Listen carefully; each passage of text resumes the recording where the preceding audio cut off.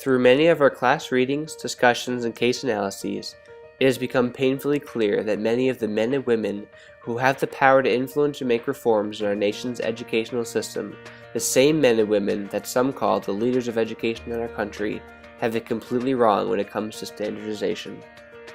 It is evident that, throughout history, our educational system has become increasingly focused on test scores as the #1 determinant of achievement.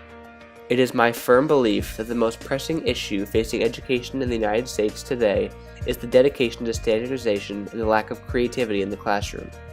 For this reason, I see the current education movement overwhelmed with if-then rewards and a carrots and sticks approach to motivating our nation's youth. If students score well enough on standardized tests, they move on to the next grade level, and their teachers will receive advantageous remarks in their evaluations.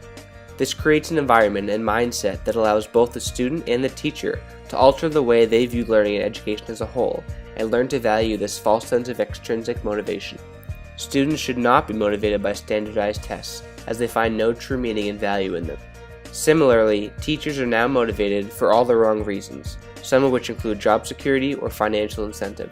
An emphasis on standardization narrows the curriculum and creates a teaching culture where creativity, exploration, and critical thinking no longer exist. As the true leaders of education, I strongly believe that teachers should foster and cultivate a classroom culture where creativity flourishes and there is real meaning behind the learning the students are enveloped in. A learning culture powered by intrinsic motivation has the possibility to achieve this. But this culture may only be achieved in the absence of such standardization that our public schools are unbreakably tied to.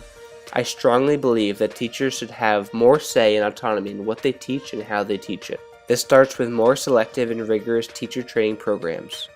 Teaching should not be considered a fallback option for professionals, but should be regarded as a highly esteemed position. With less time worrying about fitting the mold that standardization creates for our nation's youth, teachers will be free to promote a more well-rounded and healthy learning environment founded on creativity.